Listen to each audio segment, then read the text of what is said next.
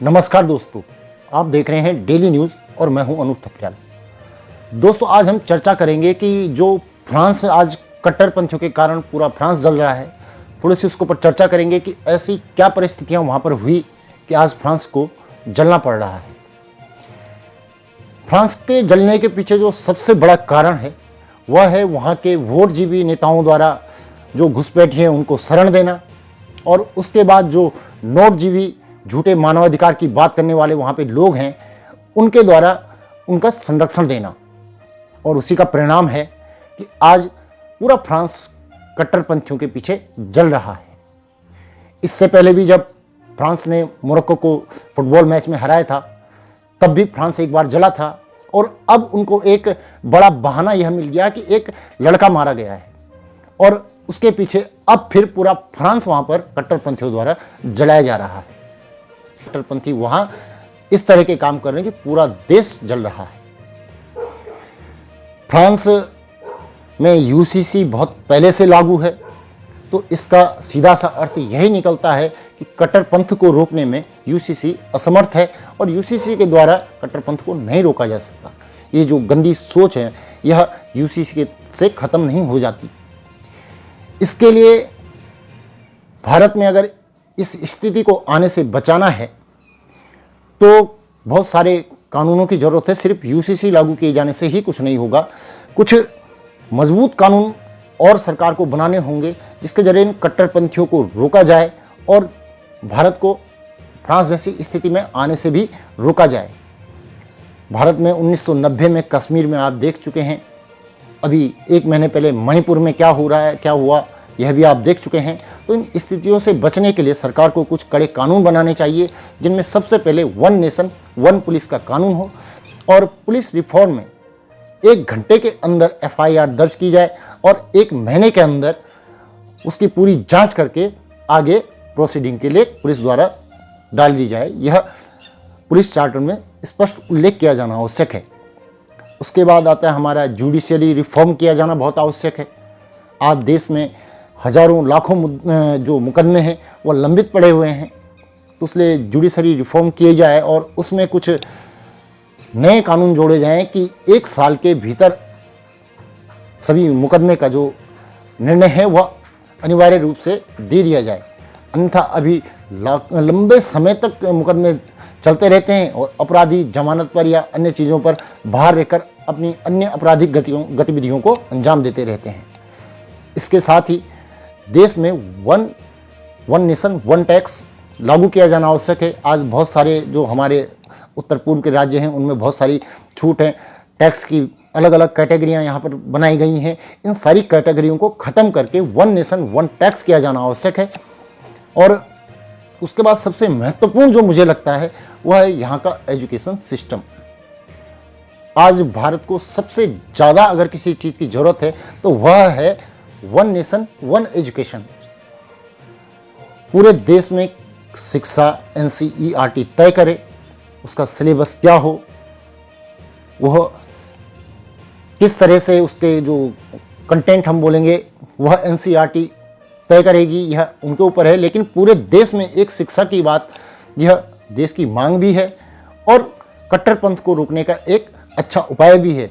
आज तमाम तरह के स्कूलों में जो धार्मिक शिक्षाएं दी जाती हैं, धार्मिक उन्माद फैलाने की या तरह तरह से जो समाज को विघटित करती हैं, इस तरह की शिक्षा को देने वाले जो स्कूल उनको तत्काल बंद कर देना चाहिए और one nation one education code लागू कर देना चाहिए।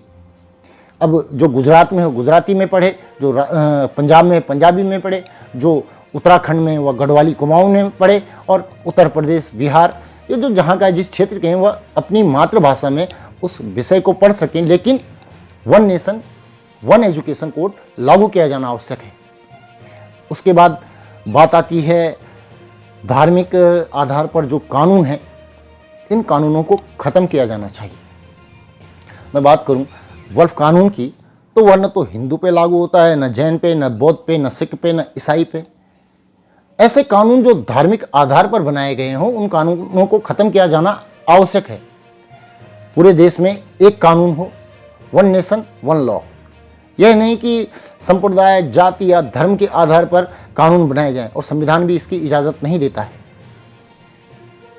उसके जो दूसरा महत्वपूर्ण चीज़ है वह है भारत में जो घुसपैठिए यहाँ पर अपनी पैठ बना रहे हैं।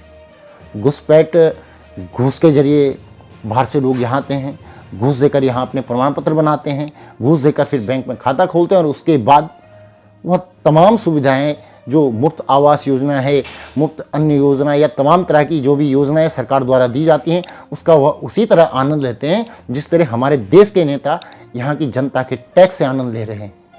इसलिए इन चीज़ों को रोकने के लिए, घुसपैठ को रोकने के लिए आपका NSA लगाया जाए उन पर जो घुसपैठिए यहाँ पर आए हैं या आ रहे हैं, और देशद्रोह का उनके ऊपर लगाया जाए और सख्त से सख्त सज़ा का यहाँ पर प्रावधान किया, 15 से 20 साल की सज़ा तक का प्रावधान इसमें किया जाए।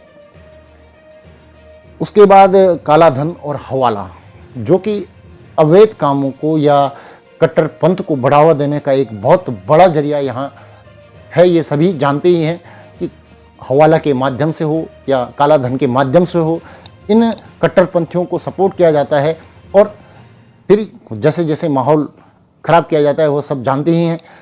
सबसे पहले काला धन और हवाला के खिलाफ कठोर कानून बनाया जाए, उन पर राजद्रोह, देशद्रोह का मुकदमा लगाया जाए और इन सभी रास्तों को बंद किया जाए और मतलब एक सख्त कानून काला धन और हवाला के ऊपर बनाया जाना आवश्यक है। साथ ही धर्मांतरण को लेकर भी एक सख्त कानून की आवश्यकता आज भारत देश में है, वह भी बनाया जाना आवश्यक है। और शायद पिछले साल नवंबर में 2022 में सुप्रीम कोर्ट ने भी इसके ऊपर कुछ अपनी टिप्पणी की थी और उसमें जहाँ तक मुझे याद आ रहा है शायद यह था कि धर्मांतरण पे रोक लगानी आवश्यक है।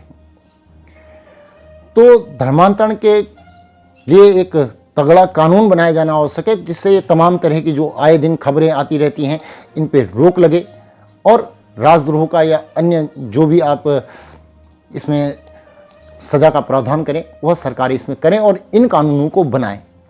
यूसीसी लागू करने से केवल मुस्लिम बहनों का भला होने वाला है।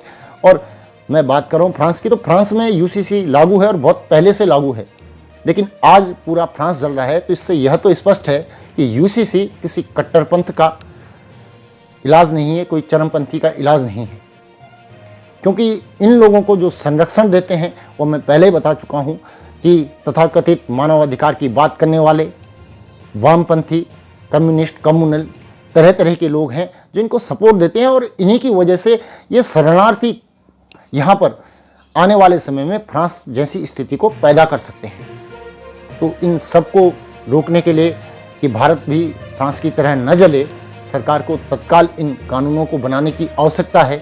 उनमें पहला कानून मैंने बताया कि one nation one police code बनाया जाए, जुडिशियल सिस्टम को उसमें कुछ रिफॉर्म करके कुछ नई चीज़ें डाली जाएं।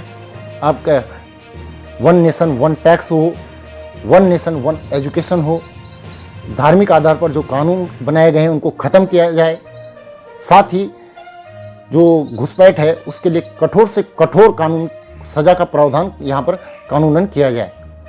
काला धन और हवाला पे रोक लगाई जाए और साथ ही धर्मांतरण को लेकर बहुत सख्त कानून बनाने की आवश्यकता भी आज देश को है। तो दोस्तों, यह वीडियो कैसा लगा और क्या यह सारे कानून बनाने के बाद कुछ हद तक कट्टरपंथ पे रोक लग सकती है, इस बारे में आपके क्या विचार हैं आप कमेंट करके ज़रूर बताएं। और साथ ही आप हमें नीचे दिए गए नंबर पर सहयोग भी कर सकते हैं और इस वीडियो को शेयर करें, दोस्तों से भी करवाएं, ताकि हम आपके माध्यम से अपनी बात को अन्य लोगों तक पहुंचा सकें। और हो सके तो इस वीडियो को जनप्रतिनिधियों और जो बुद्धिजीवी वर्ग यहाँ पे काम कर रहे हैं, चाहे वो न्यायालय हो, चाहे विद्यालय हो, विश्वविद्यालय हो, उन तक पहुँचाने की कोशिश करें ताकि यह बात आगे जाए और इस पर सख्त कानून बनाने के लिए सरकार भी विचार करे। जुड़ने के लिए आभार, धन्यवाद।